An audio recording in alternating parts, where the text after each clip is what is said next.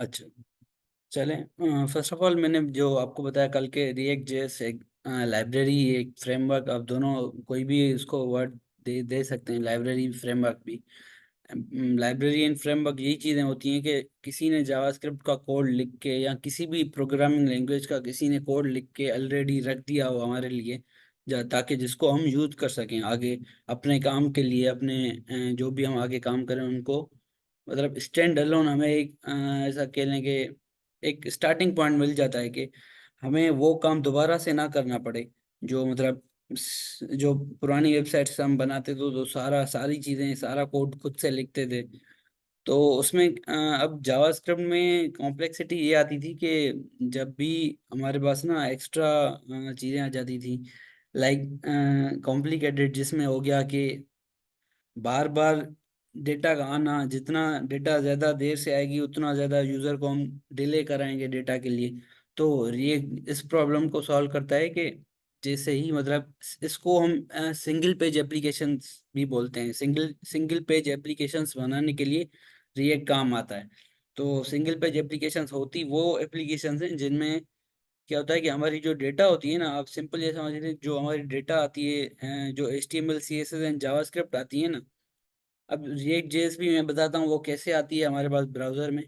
लेकिन जो क्लाइंट होता है ना, वहाँ पे जो हमारे पास ब्राउजर पे डेटा आती है, वो मतलब सारी कंप्लीट वेबसाइट की लेके आता है डेटा। फिर उसको वहाँ पे एक कॉन्सेप्ट आ जाता है वर्चुअल डोम का, एंड जो हमारे पास एक्चुअल डोम होता है, ब्राउजर जिसको ब्राउजर बोलते हैं या डॉक्यूमेंट बोलते हैं। तो उसमें अब ये क्या करता है कि क्योंकि सिंगल पेज एप्लीकेशंस का कॉन्सेप्ट ये था कि हमारी जो एप्लीकेशन है वो एक ही पेज पे हो। अ, मतलब उसके मल्टीपल पेजेस ना हो, बार बार रिक्वेस्ट ना भेजनी पड़े सर्वर पे, बार बार लोड ना पड़े सर्वर पे। तो उसमें क्या होता है कि हमारे पास ना ब्राउजर डोम हुआ एंड वर्चुअल डोम। तो वर्चुअल डोम के पास वो सारे पेजेस पड़े हुए होते हैं जो कि अपडेट हो सकते हैं आगे चलकर।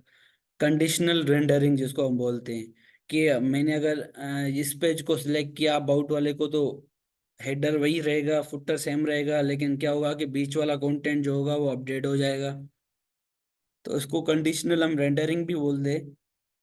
एंड उसमें क्या करता है कि ये जो अब सर्कल्स देख रहे हैं, बस इनको क्या करता जाता है, अपडेट करता जाता है। रिएक्ट रिएक्ट का ये भी काम होता है कि वो क्या करता है, वर्चुअल डोम से कंपेयर करता है ब्राउजर डोम को, एंड जो यूजर की रिक्वेस्ट होती है उस हिसाब से उसको अपडेट करता जाता है। अभी हम रिएक्ट का सेटअप करेंगे कि उसका सेटअप कैसे होता है, प्रोजेक्ट का सेटअप कैसे होता है।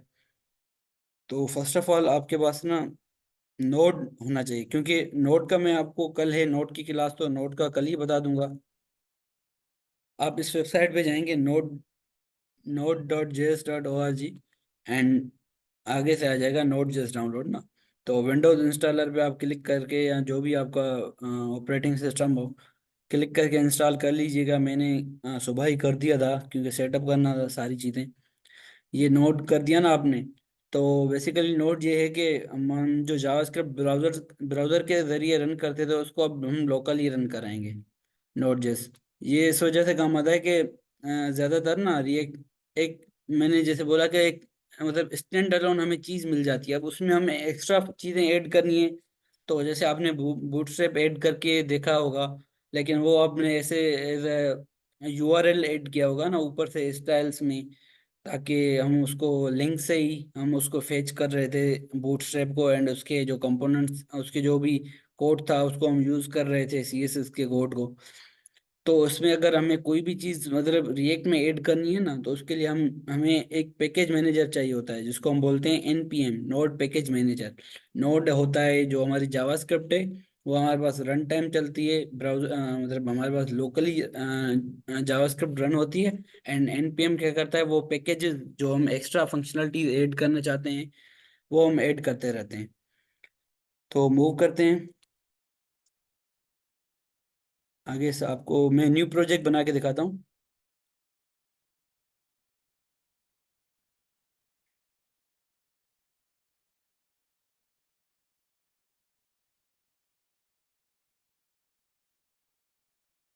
चलें, अब आप आपने यहाँ पर क्या करना है कि CMD पे आ जाना है। सीएमडी कैसे भी ओपन करें, ये भी एक वे है। यहाँ यहाँ यहाँ पे आके जो है ना पावर बेस होता है वो भी ओपन कर सकते हैं। बट मैं यहीं से सीएमडी इसको ओपन कर रहा हूँ, यहाँ यहाँ पे आके वीएस कोड भी ओपन कर सकते हैं।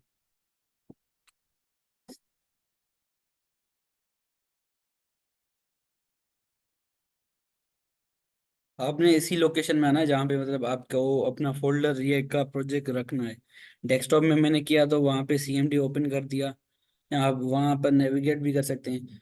तो एनपीएम जैसे मैंने आपको बताया कि ये एक ना नोड नोड जो होता है, नोड जेएस, ये एक जावास्क्रिप्ट का जो है हम लोकली जब उसको यूज़ करते हैं तो ये इसका वर्जन है, वर्जन 20.0 में भी यूज़ कर रहा हूँ। और एनपीएम भी इसके साथ डाउनलोड होके आ जाता है, नोड पैकेज मैनेजर। इसका भी वर्जन 10 पॉइंट समथिंग है मेरे पास। ओके, 9.64 है। तो हम जो भी मतलब रिएक्ट भी यूज़ करेंगे तो रिएक्ट के 2 मेथड्स हैं, 2 से 3 मेथड्स हैं बनाने के। एक ये है हमारे पास npm create react है, लेकिन ये फिलहाल जो है ना अभी, पहले यूज होता था लेकिन अभी डेप्रिशिएटेड है। मतलब इसको मतलब बोलते हैं, इसको ये बोलते हैं कि ये आप यूज ना करो क्योंकि मॉडर्न टूल्स आ गए हैं जिसमें है npm create वीट।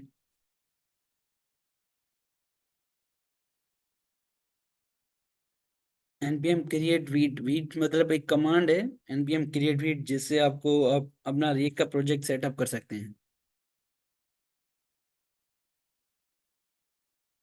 हाँ, अब ये आपसे प्रोजेक्ट का नेम नेम बोलेगा तो आपने नेम बना लेना है।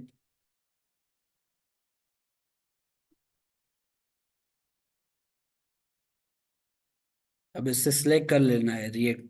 अभी वनीला जेएस है, वनीला जेएस जो हम कॉमन जेएस यूज करते हैं वो है। उसके बाद दूसरे फ्रेमवर्क्स भी दिए हुए हैं लेकिन हमें जस्ट रिएक्ट पे ना आप एरो की से जाके 3rd नंबर पे तो जस्ट सिलेक्ट कर लेंगे रिएक्ट। एंड सिंपल जावास्क्रिप्ट हम रखेंगे। ये हमारा प्रोजेक्ट डन हो गया। जैसे अब हम इसको ओपन विथ वीएस कोड करेंगे। ये हमारा प्रोजेक्ट, एंड अंदर जाके ये हमारी फाइल्स आ गई हैं। अब पहले हम इन फाइल्स को अंडरस्टैंड करते हैं, फिर हम मूव करते हैं। कोई भी अगर आपको इसमें डाउट हो तो आप जस्ट चैट में लिख लें, या आप ये भी अभी चैट में ये मुझे बता देंगे आपको चीज़ें समझ आ रही हैं या नहीं आ रही। या अगर कोई भी चीज़ समझ ना आए तो चैट में मुझे बता दें, ठीक है। तो फर्स्ट ऑफ ऑल इसका जो फाइल डायरेक्टरी देख लेते हैं रिएक्ट में होती कैसे क्या फाइल डायरेक्टरी है। तो पहले है इसमें पब्लिक फोल्डर ना। पब्लिक फोल्डर वो फोल्डर है जहाँ पे हम जो है ना अपनी इमेजेस रखते हैं, या जो वीडियोस हो गई या आइकन्स हो गए, ऐसी चीजें जो हम कोड के अलावा रखते हैं ना, उनको हम पब्लिक फाइल्स बोलते हैं। तो वो हम पब्लिक फोल्डर में करके रखते हैं। फिर इनको एक्सेस करने के लिए वो हम अंदर से ही एक्सेस करते हैं एसआरसी से। अब एसआरसी पे आ जाते हैं। एसआरसी क्या है? एसआरसी जो है ना हमारा सोर्स, इसको बोलते हैं एसआरसी, सोर्स का शॉर्ट फॉर्म है। इसमें सारा सोर्स कोड होता है रिएक्ट का। इसको अभी अंदर से नेविगेट करते हैं। ये जो फाइल है डॉट ई एस लिंट, ये भी मतलब एक मतलब इसको ऐसा बोल सकते हैं आपके, ये ना एक रिएक्ट का सिंटेक्स। मैं कहाँ से रिपीट करूँ, आप बता दें सवेरा।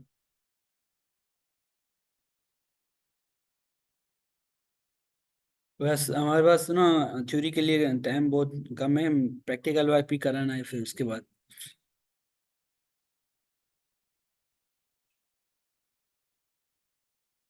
ठीक है, आप जस्ट मैसेज कर दें कहाँ से रिपीट करना, मैं वहाँ से रिपीट करता हूँ। अच्छा अच्छा।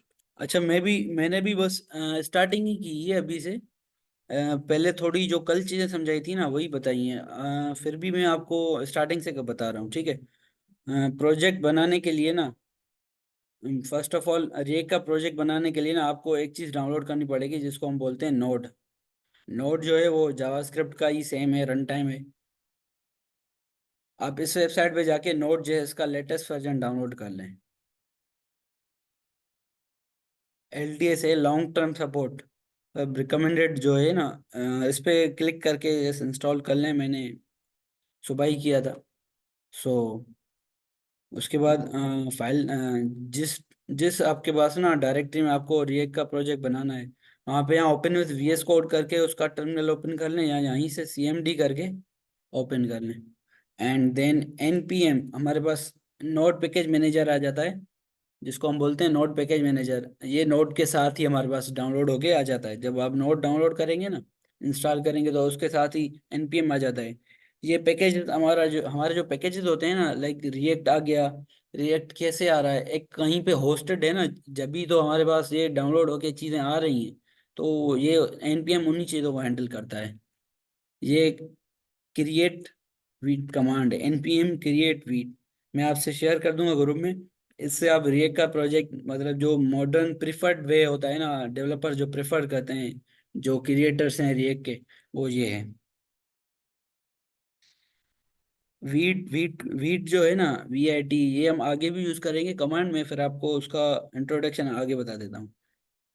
यहाँ पे आप नेम लिखेंगे रिएक्ट ऐप, या जो भी अपने हिसाब से रखें, एंड देन रिएक्ट सेलेक्ट करेंगे, एंड जावास्क्रिप्ट सेलेक्ट करेंगे, तो ये आपका डन हो जाएगा, प्रोजेक्ट बन जाएगा। मैंने अभी अभी बनाया है, तो उसमें चलते हैं।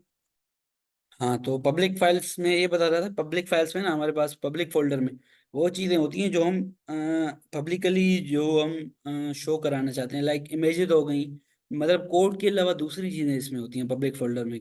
इमेजेस हो गई, वीडियो हो गई, या कुछ ऐसा भी कोड होता है जो मतलब काम का नहीं होता, लेकिन आइकन्स हो गए, लाइक ऐसी चीजें होती हैं जो हम पब्लिक फोल्डर में रखते हैं। उनको मतलब सोर्स कोड से अलग करते हैं, एक अलग फोल्डर में बना के रखते हैं, पब्लिक फोल्डर। एंड देन आ गया हमारे पास SRC में बता रहा हूँ, सोर्स सोर्स का शॉर्ट फॉर्म है। इसमें सारा रिएक्ट का सोर्स कोड होता है। एंड ESLint एक सिंटेक्स है, जिससे हम मतलब इसकी ये भी काम का नहीं है आपका। एंड गिट इग्नोर वो फाइल होती है जो हम चीज़ें, जब हम वर्जन कंट्रोलिंग करते हैं, गिट एंड गिटहब यूज करते हैं, ये तब काम आती है। ये भी आपके अभी काम की नहीं है। अगर आप इसको ज़्यादा रीड करना चाहते हैं, तो आप या तो चैट में मेरे से पूछ सकते हैं गिट इग्नोर के बारे में। ये मैं कल या परसों जब नोट का हमारा लेक्चर होगा ना, उसमें आपको बता दूंगा। हाँ, ये फाइल आ जाती है हमारे पास, पैकेज सोर्स। मैं इसको VS कोड में ओपन कर रहा हूँ, देन मैं बताता हूँ।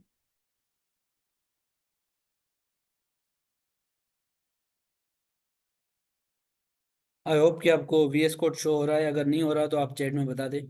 अच्छा, तो हम यहाँ पे आए थे ESLint.cjs। इसमें बस ये जो है ना हमारा सिंटेक्स कैसे हम रखते हैं जावास्क्रिप्ट का, उसका कोड है। ठीक है। देन हम आ जाते हैं गिट इग्नोर। ये भी एक फाइल है, जो मतलब जो चीज़ें हम, एक्स्ट्रा चीज़ें जो हम गिटहब पे जब नहीं डालना चाहते, तब हम इसको यूज़ करते हैं गिट इग्नोर को। एंड इंडेक्स पे भी आते हैं। फर्स्ट ऑफ ऑल इधर आ जाए पैकेज.json। पैकेज पैकेज.json जो फाइल होती है ना, उसमें हमारी कॉन्फ़िगरेशन होती है सारे प्रोजेक्ट की। इसमें जो हम npm क्रिएट वीट करके हमने जैसे ऐप बनाया, तो उसमें हमारे पास क्या क्या था, नेम हमने रखा था, एंड उसका वर्जन हमने सेट किया होगा। जो स्टार्टिंग वर्जन होता है वो 00 होता है। टाइप टाइप एक अलग चीज़ है। ये भी मतलब बैकएंड के जो लेक्चर होगा, उसमें मैं आपको इसका थोड़ा इंट्रो दूंगा टाइप का। फिर आ जाते हैं स्क्रिप्ट्स में। डेव। अब जब हम, ये प्रोजेक्ट तो बन गया, अब ये डायरेक्टली प्रोजेक्ट हम इसको ओपन करेंगे ना, इस फाइल को मैं अगर डायरेक्टली ओपन करूंगा ना, ये मुझे वाइट स्क्रीन दिखाएगा, कुछ शो नहीं करेगा, बिकॉज ये हमारे पास रिएक्ट है। और जो ब्राउजर जिस लैंग्वेज को समझता है ना, वो है HTML and CSS and simple JavaScript. Browser इन तीन चीज़ों को समझता है, HTML CSS एंड जावास्क्रिप्ट। वो रिएक्ट को नहीं समझता, क्योंकि ब्राउजर बना ही इसी वजह से हुआ है, ताकि वो इन तीन चीज़ों को समझ सके, जो इसकी बेसिक लैंग्वेज है। तो ये कमांड्स होती हैं इनको रन करने की, प्रोजेक्ट को। डेव वीट, मतलब ये हम यूज़ कर, मैं आपको यूज़ करके बताऊंगा। एंड ये डिपेंडेंसीज आ जाती है हमारे पास। जो प्रोजेक्ट मैंने बनाया, जो मैंने कमांड लाइन से इंटर की ऑप्शंस बनाए, तो उसमें क्या हुआ कि मैंने बताया कि कहीं पे सोर्स रिपोजिटरी होगी जहाँ से ये आ रहा है कोड, जो आगे हमारे पास डाउनलोड हो गया है। तो हमारे पास रिएक्ट का वर्जन इसमें बता रहा है 18.2.0.0। एंड रिएक्ट डोम जो मतलब मैंने बताया कि चीज़ें अपडेट होती हैं, वो रिएक्ट डोम में आ जाती हैं। एंड ये भी कुछ एक्स्ट्रा पैकेजेस हैं जो इसके साथ आ जाते हैं। एंड वीट, वीट जो है ना हमारा, यहाँ पे भी वीट आप देखो यूज हो रहा है। वीट जो है ना, वो है हमारा, हम इसको रिएक्ट को HTML CSS एंड जावास्क्रिप्ट में कन्वर्ट करने के लिए वीट को यूज करते हैं। जब हम डेवलपमेंट मोड में हैं, अभी जैसे काम कर रहे हैं, तो हमें रिएक्ट, मैंने बताया कि ब्राउजर अंडरस्टैंड नहीं करता रिएक्ट को। हमें HTML CSS एंड जावास्क्रिप्ट में अपने कोड को कन्वर्ट करना पड़ता है। एंड नेक्स्ट फाइल आ जाते हैं readme.md। इसमें हम मतलब लिखते हैं कि प्रोजेक्ट को कैसे रन करना चाहिए, प्रोजेक्ट के बारे में बस चीज़ें रखते हैं। ये भी मतलब सिंपल फाइल है, ये भी काम की नहीं है, ये भी सोर्स फाइल के साथ ही आती है जो हमने इंटरनेट पे डाउनलोड की थी। और ये वीट.config.js, ये भी मतलब वीट की कॉन्फ़िगरेशन है, वीट जो हमारा है जिससे हम रन करते हैं रिएक्ट को। सो हम सोर्स फाइल में आ जाते हैं और इंडेक्स फाइल में, index.html में। तो ये सिंपल है, जो मैंने कल भी आपको दिखाया था कि आप जैसे बनाते हैं ये ऐसे हैश करके, तो ये आ जाता है ना। सिंपल ये HTML का कोड है, बॉयलर प्लेट कोड इसको बोलते हैं। सिर्फ इसमें जो एक चीज एडिड है ना, दो चीजें बॉडी के अंदर। एक ये div ID is equals to root. ये ID रूट है ना, इसके अंदर सारा रिएक्ट काम करता है। इसके अंदर सारा रिएक्ट काम करता है। फिर जब हम वीट यूज करते हैं तो वो सारा HTML में कन्वर्ट करके कोड को अपडेट करता है यहीं पे। और जब हम उसको ब्राउजर में ओपन करके देखते हैं तो हमें वो सारा कोड शो होता है। उसके बाद आ जाती है स्क्रिप्ट। ये इस स्क्रिप्ट में ना हमारे जो रिएक्ट है वो यहीं से मतलब स्टार्ट होता है। मतलब स्टार्ट होना ना, जैसे कोई चीज स्टार्ट होती है ना, वो यहाँ से स्टार्ट होती है, main.js। तो आ जाते हैं। अच्छा, इसका ना आप ये देखेंगे फाइल एक्सटेंशन के, यहाँ पे JS है, यहाँ पे JSX है, चेंजिंग है। ये चेंजिंग क्यों है? क्योंकि रिएक्ट जो है ना वो जावा स्क्रिप्ट एंड HTML, इसको हम बोलते हैं JSX। JSX इस सिंटेक्स को बोलते हैं JSX। जैसे ये टैग आपने कभी नहीं पढ़ा HTML में ना, एप स्लेश एंड फिर हाइफन में हम जैसे less than greater than science में रख रहे हैं टैग को, जो हम टैग बोलते हैं HTML में यूज करते हैं। पी हो गया, डेव हो गया। वो आपने ऐप नहीं देखा होगा, react.strike मोड नहीं देखा होगा। तो इनको हम कस्टमली खुद से बनाते हैं। तो इनको हम बोलते हैं मतलब JSX सिंटेक्स, ये होता है JSX syntax. First of all मैं आपको यहाँ पे बता दूं कि ये क्या कर रहा है, इंपोर्ट कर रहा है रिएक्ट को फ्रॉम रिएक्ट, जो मैंने बताया पैकेज.json में जो पड़ा हुआ है रिएक्ट जो इंस्टॉल होके आया है किसी सोर्स रिपो से। एंड app.jsx को भी ये इंपोर्ट कर रहा है, जो app.jsx ये फाइल पड़ी है। ये है जहाँ पे हम फाइल को ना रिएक्ट को स्टार्ट करते हैं। अब रिएक्ट का कोड हमें कहाँ लिखना है, वो यहाँ पे लिखना है app.jsx में। ठीक है। तो एप एप देखें, इसमें एप जो है ना इंपोर्ट करके लाया है, फिर उसको यहाँ पे इन दो टैग्स के बीच में लिखा है। ये जस्ट स्ट्रिक्ट मोड होता है कि जब हम डेवलपमेंट मोड मोड में हैं तो स्ट्रिक्ट मोड ये जस्ट फॉर सेफ्टी पर्पज के लिए होता है। ये जो डॉम का एलिमेंट जिसको ले रहा है, document dot get element by ID root. Root मैंने आपको दिखाया है, डिव में पढ़ा था, ठीक है। ये डिव ID रूट, इसमें सारा रिएक्ट रन कर रहा है, इसको रेंडर कर रहा है। एंड उसको जो है ना HTML क्रिएट रूट करके ये जस्ट उसको एक्सेस कर रहा है, React DOM div ID element को एक्सेस कर रहा है। अब आ जाते हैं, जो ये सेम CSS की फाइल्स हैं इसमें पड़ी हुई हैं, app.css भी सेम है। एसेट्स में भी हम एसेट्स रख सकते हैं जो हम बार बार यूज कर रहे हैं, या ऐसी चीजें जो पब्लिक में हम नहीं रखना चाहते, app.jsx में आ जाते हैं। तो इसका कोड अभी थोड़ा कॉम्प्लेक्स है क्योंकि ये सोर्स रिपोजिटरी से आया है, तो कुछ प्री डिफॉल्ट कोड है इसमें रिएक्ट में हमारे पास। मैं इसको रन करके दिखाता हूँ आपके पास कि ये कौन सा कोड आया है। इसको रन करने के लिए आप यूज करेंगे npm run dev। npm run dev, dev command आपने यहाँ पे देखी, dev, ठीक है। npm रन dev, ये रन हो गया और ये हमें एक URL प्रोवाइड करेगा। फर्स्ट ऑफ ऑल अच्छा अच्छा, सॉरी, जैसे ही आप प्रोजेक्ट में मतलब ओपन करके आ जाते हैं ना, आपको एक चीज करनी होती है, npm इंस्टॉल, जस्ट एक कमांड एक बार लगानी होती है, npm इंस्टॉल।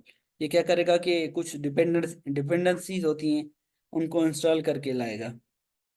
वो चीज़ें जो ये जिस प्रोजेक्ट के साथ नहीं आती क्योंकि ये ज़्यादा डेटा लेती हैं, तो ये जस्ट npm इंस्टॉल करेंगे तो ये उनको अलग से इंस्टॉल करके हमारे प्रोजेक्ट में सेट कर देगा। इसका एक न्यू फोल्डर बन जाएगा नोड मॉड्यूल्स के नाम से, वो यहाँ पे आ जाएगा ये जैसे ही इंस्टॉल हो जाता है तो। ये देखिए नोड मॉड्यूल्स शो हो गया, नोड मॉड्यूल्स का जो है। तब तक हम एक काम कर लेते हैं कि रिएक्ट में मैंने आपको ये बताया कि कंपोनेंट बेस्ड जो आर्किटेक्चर है, जो पैराडाइम है, वो यूज होता है हमारे पास ना। तो इसके मैं फोल्डर एक बना लेता हूँ उसके अंदर, या हाँ, कंपोनेंट्स का। कंपोनेंट्स वो चीज़ होती हैं जो हम बार बार यूज कर रहे हैं किसी प्रोजेक्ट में। हेडर हो गया, ये चीज़ें हो गई। npm रन डेव अभी रन किया, तो एक हमें यूआरएल प्रोवाइड करेगा। ये देखें, लोकल होस्ट कोलन 5173।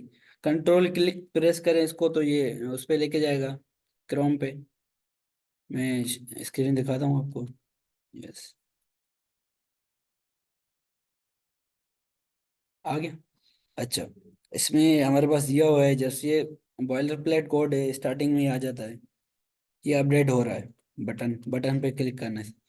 इसको अभी हम अपना कोड लिखते हैं इसमें, फिर ये यहीं पे ओपन हो ब्राउजर। ये यूआरएल आप देख लें, लोकल होस्ट कोलन 5173, ये इसका पोर्ट नंबर है। एंड जो है ना इसका लोकली, लोकल होस्ट पे हमारे पास रन हो रहा है। ये बोलिए ओपन हो, npm रन डेव कर देते हैं। इसका जो सारा कोड है ना वो मैं घाट कर दूंगा अभी।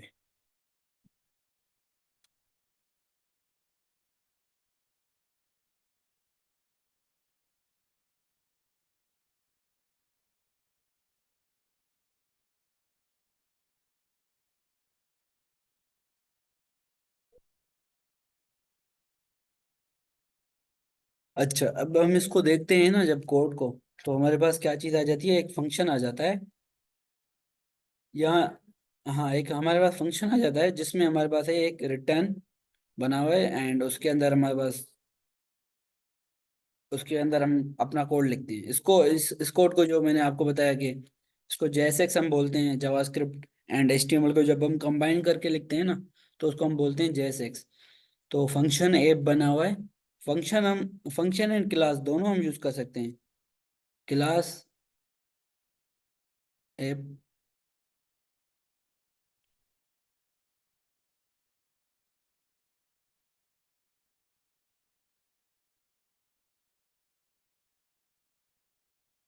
ऐसे करके भी हम इसको यूज कर सकते हैं क्लास बेस में। बट ये जो है ना अप्रोच, ये मतलब डिप्रिशिएट हो गई है। ये पहले यूज होते थे क्लासेस, अब जो है ना मोस्टली फंक्शंस यूज होते हैं रिएक्ट के। इसमें क्या है, रिएक्ट में ये जो एप डॉट जेएसएक्स फाइल है, इसमें हमारे पास एप, हम सेम नेम कन्वेंशन रखते हैं जो हम फाइल का रखते हैं। एक्सटेंशन इसकी जेएसएक्स है, एप डॉट जेएसएक्स। एंड फिर हम फंक्शन का भी नाम वही रखते हैं। एंड एक्सपोर्ट करते हैं, एक्सपोर्ट डिफॉल्ट ऐप। एक्सपोर्ट इसलिए करते हैं, जो मैंने यहाँ पे मेन डॉट जेएसएक्स पे इसको इंपोर्ट किया है ना, import app from app dot JSX, इसी फाइल से। वो कैसे इंपोर्ट कर पा रहा हूँ, जब मैं यहाँ से इसको एक्सपोर्ट कर रहा हूँ, एक्सपोर्ट डिफॉल्ट। सिंपल सी मैं चीज़ें अब अभी आपको समझा रहा हूँ। अच्छा, तो अभी क्या कर लेते हैं कि हम ना इसको सिंपली एक फाइल बना, एक मैं आपको इसको दिखाता हूँ, कंपोनेंट्स बना के दिखाता हूँ। ठीक है, आपको ये समझ आ गया कि सेटअप कैसे करना है रिएक्ट के प्रोजेक्ट को? मुझे चैट में आंसर कर दें जल्दी से, ताकि हम मूव कर सकें आगे।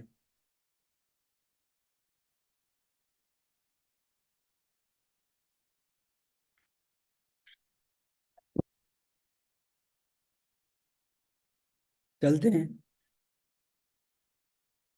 Adder dot JSX. जेएसएक्स आप क्लिक करोगे तो ये रिएक्ट का आइकन दिखा देगा। अब फंक्शन हम लिखेंगे, फंक्शन उसका नाम लिखेंगे HEADER।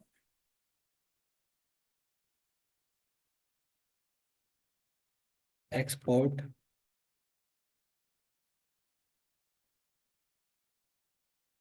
Default DER।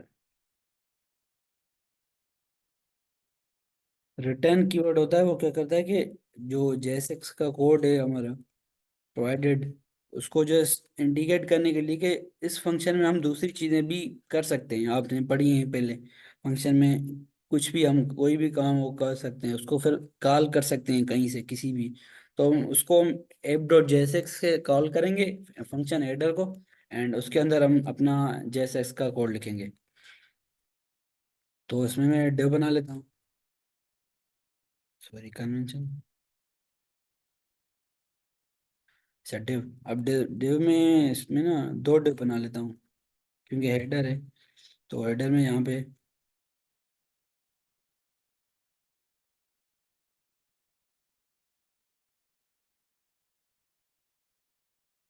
आपने ये चीज़ें देखी होंगी।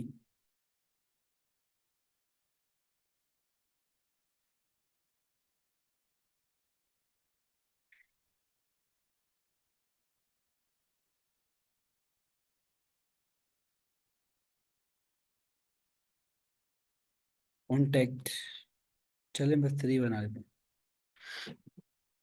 अच्छा चलें, सही है। इनको मैं डेव में ही रैप कर लेता हूँ।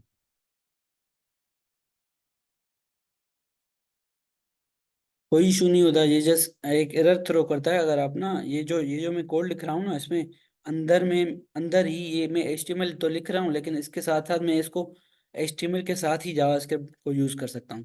पहले क्या करते थे हम कि HTML अलग लिखते थे एंड जावास्क्रिप्ट जो लिखते थे ना वो स्क्रिप्ट टैग में लिखते थे। फिर जब किसी भी एलिमेंट को हमें एक्सेस करना होता था तो हम क्या करते कि उसकी आईडी दे देते थे एंड उसको फिर डोम मतलब उसको डॉक्यूमेंट मॉडल से एक्सेस करते थे। सो अब हम इसमें मैं सिंपल सी इसमें HTML क्लासेस लिख रहा हूँ। इसमें जो चीज़ें होती है ना, मतलब हम क्या करते थे पहले के ये देते थे, ये सिंटेक्स यूज करते थे HTML में। अब हम JSX यूज कर रहे हैं तो जस्ट इतनी चेंजिंग है कि हम उसकी उसकी जगह पर ना कर्ली ब्रेसेस यूज करेंगे। क्लास, अब अभी मैं इसको क्लास दे रहा हूँ।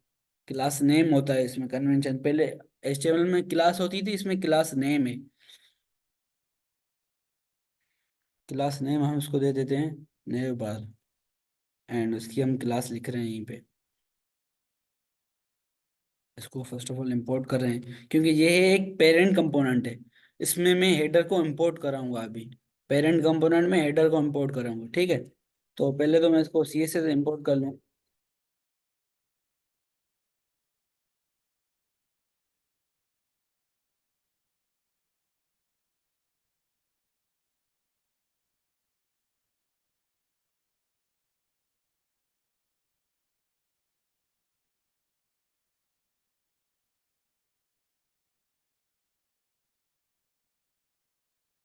CSS इंपोर्ट होगा या हेडर हेडर कंपोनेंट को होगा। आप कैसे भी करके पूछ सकते हैं, माइक खोल लें या मैं 2 मिनट वेट करूंगा फिर आगे चलेंगे हम। फिर हम देखेंगे हॉक्स को देखेंगे एंड इवेंट्स को देखेंगे रिएक्ट में। अच्छा sir, sorry to interfere sir, what's the timing of today class? Like मैंने अभी देखा, मैं किसी सेशन में ज्वाइन था तो 7 PM पे आपने स्टार्ट किया है, तो लाइक तो बता सकते हैं क्या टाइमिंग है क्लास की और क्या चीज़? 7 से स्टार्ट है। कल भी यही टाइमिंग थी, 7 से। नहीं, एक्चुअली क्या है ना, प्रीवियस लेक्चर जो हमारे चल रहे थे वो 7:45 से 8:45 तक थे। तो हम्म। लाइक आप डबल लेक्चर ले रहे हैं या लाइक? नहीं नहीं, बस आज से 7 से ही स्टार्ट कर रहे हैं। अच्छा, 7 to? 7 टू आगे जितना टाइम लगा, क्योंकि प्रीवियस एक लेक्चर मेरा रह गया था ना, तो मैं ये चीज़ें आज कोशिश करूंगा अगर ये कवर करवा लूँ। फिर 8 20 मिनट्स मुझे ज़्यादा लग सकते हैं और भी एक्स्ट्रा आज। Okay okay sir, okay. ठीक है। चलिए हम जल्दी से रेप अप करते हैं चीज़ों को। तो जो सेकंड टॉपिक है वो हमारे पास है होक्स का। ठीक है, ये चीज़ें भले यहीं पे पड़ी हों। तो रिएक्ट्स के कुछ होक्स हैं। होक्स क्या चीज़ें हैं? वही है, बॉयलर प्लेट का कोड है होक्स का, जिनको हम क्या करते हैं कि हम स्पेसिफिक यूज केस के लिए यूज करते हैं। अब जो मैं प्लेन जावास्क्रिप्ट में हम क्या करते थे। ओके, मैं लिंक शेयर कर दूंगा सवेरा, ग्रुप में शेयर कर दूंगा सारी चीज़ें, लिंक एंड वॉइस भी कर दूंगा कि आप कैसे उसको बना सकते हैं, ठीक है। अच्छा, तो मैं ये बता रहा था कि जब हम जावास्क्रिप्ट में यूज करते हैं तो ये करते हैं let variable a is equals to false. कर मैं यहाँ पर भी ये चीज़ें सकता हूँ, लेकिन इशू क्या है कि यहाँ पर एक और कॉन्सेप्ट आ जाता है रिएक्ट का, जिसको हम बोलते हैं रेंडरिंग, कंपोनेंट रेंडरिंग। ये जैसे ही ये सारा मैं बार बार इन चीज़ों को कंपोनेंट यहाँ कॉल करूंगा तो आप समझ जाइएगा मैं किसको रेफर कर रहा हूँ। तो कंपोनेंट में सारी एलिमेंट को भी कंपोनेंट रेफर कर सकता हूँ, उस सारे को भी। एंड कभी कभार इसको भी कर सकता हूँ, ठीक है, सिंगल को भी। तो होता क्या है कि मैं यहाँ पर ना, आपने जो पहला पहला मैंने आपको दिखाया था जो कोड आया था सोर्स रिपोजिटरी से, उसमें क्या था, एक काउंटर बटन लगा हुआ था जिस पे मैं क्लिक कर रहा था और इंक्रीज हो रहा था ना काउंट। बटन बार बार इंक्रीज कर रहा था काउंट को, तो अपडेट कर रहा था। तो वो कर क्या रहा था कि जस्ट जो बटन में टेक्स्ट लिखा हुआ है ना, बटन में जो टेक्स्ट लिखा हुआ है सिर्फ उसको अपडेट कर रहा था, और किसी चीज को अपडेट नहीं कर रहा था। जो बटन के अंदर टेक्स्ट लिखा हुआ था ना, 1 2 3 4 हो रहा था, वो क्या कर रहा था, सारे पेज को रिफ्रेश नहीं कर रहा था। क्योंकि करना तो उसको ये चाहिए कि मैंने ना बटन को क्लिक किया है, तो वो क्या करता है कि जो ट्रेडिशनल अप्रोच ये होती है जावास्क्रिप्ट की कि क्योंकि वो मेमोरी यहाँ पे सेव नहीं करता, जो मैंने यहाँ पर लिखा है ना वो रिफ्रेश होने के बाद दोबारा से वो रिमूव हो जाएगी एंड वही सेम अप्लाई हो जाएगी। बटन पे क्लिक करने से वो इंक्रीज हो रहा था अकाउंट। तो उसके लिए जो है ना, इन चीज़ों को स्टेट को सेव करने के लिए हम यूज करते हैं हुक्स। और उसी हिसाब से कुछ दूसरे काम भी होते हैं हुक्स के। ज्यादातर इसके जो काम होते हैं वो स्टेट मैनेजमेंट होती है। स्टेट मैनेजमेंट ये चीज होती है, किसी स्टेट को रिमेन कराना, लाइक किसी एक एक कंपोनेंट किसी स्टेट में है, ठीक है, उसकी जो है डेटा में कोई चेंजिंग आई है, उसको हैंडल करना।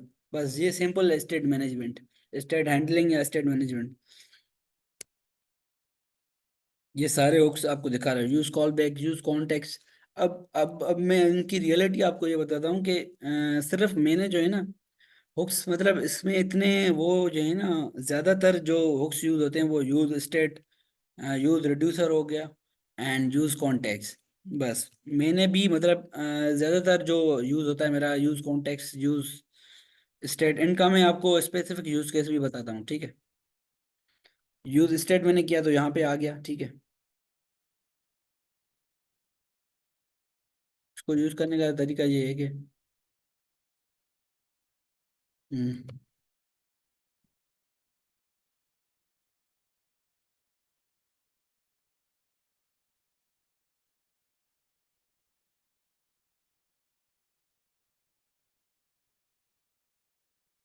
अच्छा, इसमें ये मैंने क्या किया है कि मैंने फर्स्ट ऑफ ऑल आप अपडेट इंपोर्ट करेंगे यूज स्टेट को रिएक्ट से, क्योंकि वो रिएक्ट का होके इसमें दो चीजें हैं, कॉन्स्ट, एक एरे लिया है जिसमें काउंट है, एंड सेट काउंट। ये दो चीजें लेता है यूज स्टेट ना। एक चीज लेता है काउंट, काउंट जो होता है वो है हमारा एक वेरिएबल है, काउंट वेरिएबल है। सेट काउंट हमारा फंक्शन है जिससे हम क्या करेंगे, इंक्रीज करेंगे काउंट की वैल्यू, काउंटर की। तो इसकी जो डिफॉल्ट वैल्यू मैंने रखी है ब्रैकेट्स में, ये रखी है 0। ये एक आपके लिए डिफरेंट सिंटेक्स होगा, आप इसको देख लें। अच्छा, यूज स्टेट यूज किस चीज के लिए होता है, कंपोनेंट रेंडरिंग होती है, बार बार किसी कंपोनेंट में डेटा चेंज हो रही है तो उसको रिमेन कराने के लिए हम इसको यूज करते हैं। क्योंकि क्या करते हैं कि हम मैंने ना जैसे अगर काउंट को ऐसे भी तो कर सकता हूँ ना, पहले काउंट लिखा 1 0 लिखा, फिर मैंने काउंट लिखा, काउंट इज इक्वल्स टू 1। तो इसमें इशू क्या हो रहा है कि बार बार ना मैं ये चीज आगे ना, जब डेवलपर्स करते हैं ना, ये चीज प्रेफर नहीं की जाती कि आप ना काउंट 1 करो, मतलब हार्ड कोडेड वैल्यूज दो एक चीज को ना। इसके लिए हम यूज करते हैं ये वर्क्स। अब इसमें क्या होगा कि मैंने ना काउंट को डिफॉल्ट वैल्यू दे दी 0 की। अब मैं यूज करूंगा set count method, set count, ठीक है, इसको मैं इम्प्लीमेंट करूंगा यहाँ पर। सेट काउंट क्या करेगा, जब भी सेट काउंट में जो वैल्यू मैं प्रोवाइड करूंगा ना, वो अपडेट कर देगा इसकी जगह पर, 0 की जगह पर 10 अपडेट कर देगा जब मैं इसको सेट काउंट प्रोवाइड करूंगा। अब इसको मैं वो तो प्रोवाइड करूंगा यहाँ से HTML से जाके। तो उसको हम कॉपी करके ले जाते हैं, हम क्या करते हैं कार्ड में, मैं आपको इसका दिखाता हूँ डिफरेंस क्या होता है चीज़ों का ना। तो यहाँ पे मैं एक बटन बना लेता हूँ, इंक्रीज काउंट। और यहाँ पे मैं ना यूज स्टेट हुक को सेम को यूज करता हूँ। इसको इंपोर्ट भी करना है, इंपोर्ट कर लेते हैं,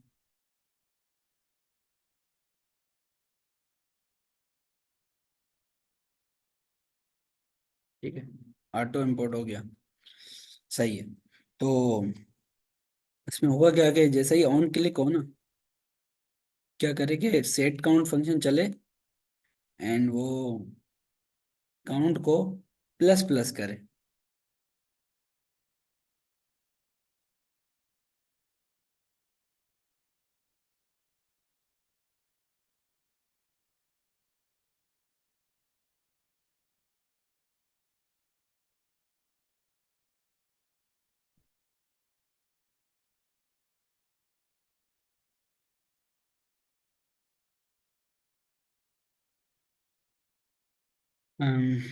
फर्स्ट ऑफ ऑल इसको कर ले करके देख लेते हैं। हाँ, इसको यहाँ पे हमें वो भी तो कराना है।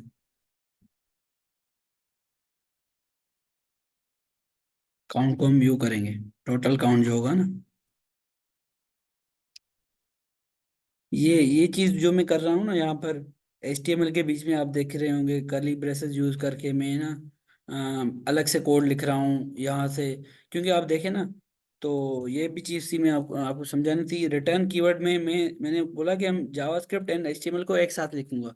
तो ये जो ऊपर मैंने लिखी हुई है ये जावास्क्रिप्ट प्रोप्स, या जो ये सारे फंक्शन बनाए हुए हैं। HTML में तो ये चीजें नहीं होती ना, ना ही फंक्शन होते हैं एचटीएमएल में तो सिर्फ टेक्स्ट होते हैं। तो JSX का मतलब ये है कि जावास्क्रिप्ट एंड HTML को हम एक साथ लिखें। अब मैं क्या कर रहा हूँ कि प्रॉप्स डॉट टाइटल यहाँ पे यूज कर रहा हूँ, क्योंकि प्रॉप्स डॉट टाइटल तो मतलब एक ऑब्जेक्ट बना हुआ है प्रॉप्स, उसके अंदर एक टाइटल है प्रॉपर्टी जिसको मैं एक्सेस कर रहा हूँ और उसको फ्रंट एंड पे मैं शो करा रहा हूँ। उसके लिए हम उनको डिफरेंशिएट करने के लिए मैं इस कर्ली ब्रेस को यूज कर रहा हूँ, ताकि ब्राउजर डिफरेंशिएट करे कि ये ना जावास्क्रिप्ट से कोड आ रहा है, तो JSX को इस हिसाब से रेंडर करना है। ये जस्ट नोटेशन है। ठीक है, तो स्टार्टिंग में देख लेते हैं हम इसको।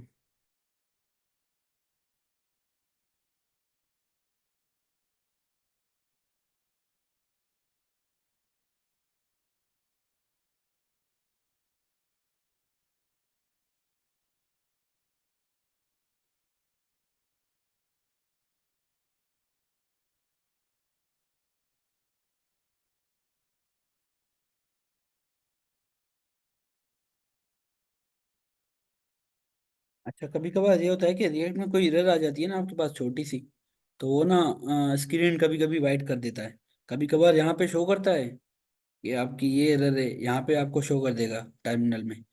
कभी कभार आपको ना शो नहीं करेगा, सिर्फ वाइट स्क्रीन दिखा देगा। मैं इनको कमेंट करके देख रहा हूँ कोड रन हो रहा है। सही है, कोड रन हो रहा है। अभी भी हो रहा है। इशू कहाँ पे आ रहा है? ये ये होती है, मतलब हम डिबगिंग करते हैं इन चीज़ों को। बटन आ रहा है। ये देखिए, अब वाइट हो रहा है, मतलब इस कोड में हमारे पास ना इशू है। Let's see.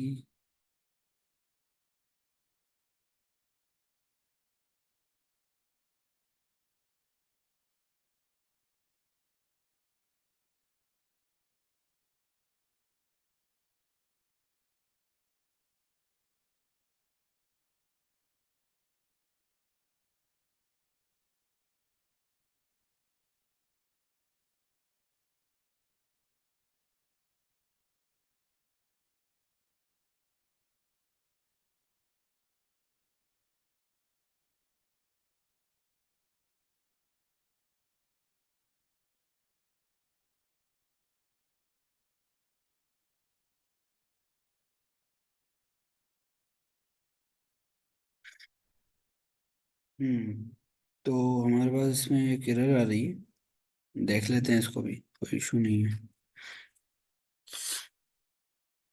हम्म